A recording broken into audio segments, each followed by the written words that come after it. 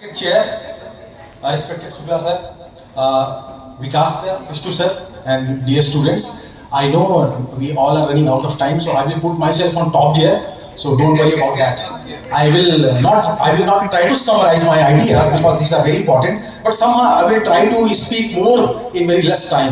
So basically, I am talking about Binoy Kumar Sarkar, and most of you all are unaware about this name, particular name, because in my student time I was also unaware about this particular name, Binoy Kumar Sarkar. So the biggest fight which is happening in academia, and particularly in the domain of intellectual tussle, the biggest fight is happening in the domain of, or in the area of epistemological debates and discussion, because the center of epistemology is still west. We haven't been able to under the center. Still we are trying to center ourselves in this epistemological debate, when we are trying to bring ourselves with a certain kind of ideas like Indian knowledge system, or what we call the nationalist historiography. So basically I would like to start with my discussion, which is a very small story, and story is coming from Greek mythology. In Greek mythology there is a story which is called as the story of, or the mythology of Sisyphus. Sisyphus, a very famous king, and because of curse, he was always trying to put that big stone to the top of hill. But because of that curse, and the curse was because he cheated the gods, and the god cursed him that all the time you will have to put maximum effort to put that stone at the top, but somehow that will come down. So the same thing is happening for last 20 years or 30 years or whatever time you want to say, but I would say that constantly we need to put that effort to put that stone at the top in our these domains, which is called as Indian knowledge system and nationalist historiography. So Binoy Kumar Sarkar, and again very intellectual and sound Bengali, born in 1887. He was very intelligent child in his time period, and he somehow completed his education. So first of all, I will talk about his education.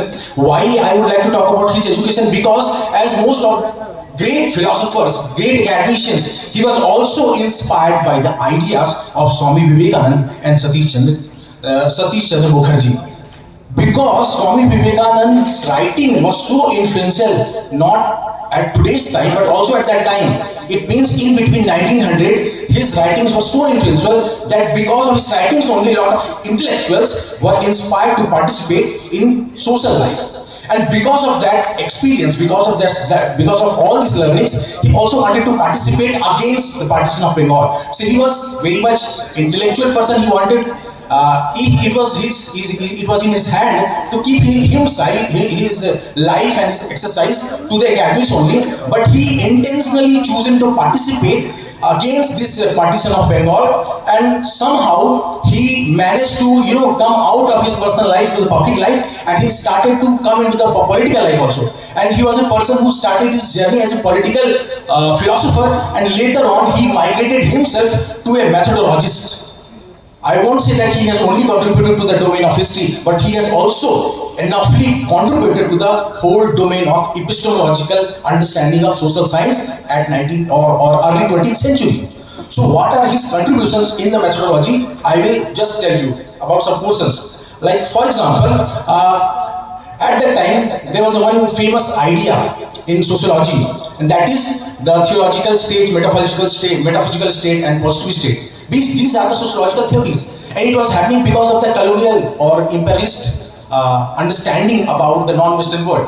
And these theories were somehow contributing much enough at that time. So he was the first person who tries to alter all these theories, that the basis of these kind of stages are something which is called as the materialistic determinism, and he was completely against all kind of materialistic determinism. He was trying to develop a theory like that the humanity was, it is nothing, it is beyond that materialistic determinism, and it is something which is related to the cognitive determinism. It means it is the intellectual capacity of human being in a collective way, like civilizational understanding, rather than the materialistic determinism.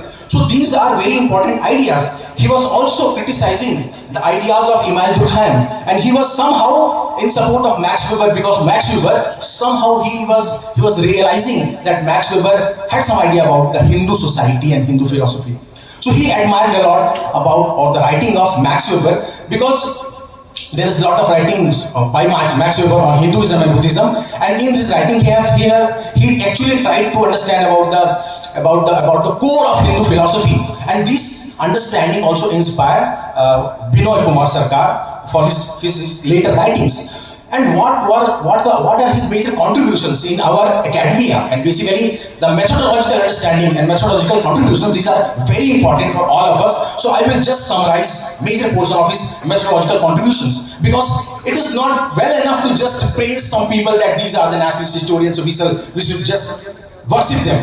We should also try to bring about their methodological contributions, that how their narratives have actually helped us, not only just to praise in a political sense, but somehow the intellectual contributions, that is what we are looking for. So I would like to just place some important aspects of his methodological contributions, because if you are not expert on the methods, there is a possibility of intellectual manipulation. So be ready for that. So the first in this line is the indigenous social theory and sociology. Indigenous social theory and sociology, in this particular concept, he introduced that one term which is very famous and which is called as Hindu sociology, the positivist background of Hindu sociology. How many of you have heard about this book? I don't know, but I come across about this book only after my PhD submission. This is quite interesting, because you will not find anywhere in the bibliography, either from Delhi University's bibliography or JNU bibliography. You will not find this particular book. So he is talking about the indigenous sociology. It means we will not accept the imposed understanding of social science. Basically, why? Because sociology or ethnography or ethnology, anthropology, all these logies are coming from the West. What about ourselves? Has we contributed something for our own self? That was the main question he's trying to raise in his time. The second important contribution, methodological, is the critique of Orientalism and Eurocentrism. Most of us are very much aware about the book which is called as Orientalism by Edward Said. And this book came in 1978. But Binoy Kumar Sarkar was talking about this Orientalism or anti-Orientalism or non-Eurocentric ideas in 1930. So this is quite interesting, that how much we have given focus to our own scholars. So we need to think about that.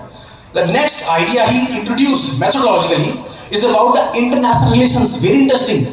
In 1930s, if you will Google, you will find what is Indian idea of international relations. Most of you come across about international relations only after your graduation.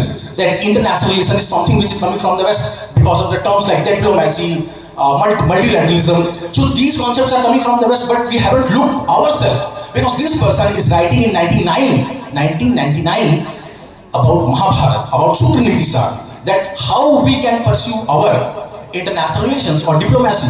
That is quite interesting. He is also talking about the nationalism, modernity and progressive social reform in 1920. He is also talking about methodological contributions of Indian society, that Indian society is very, very unique from the Western society, and this difference is something which is not creating a binary, but somehow this difference is creating a new understanding for the West. So we have become a subject for them for a long time, but he was trying to turn the table. So this is very important contribution from his side.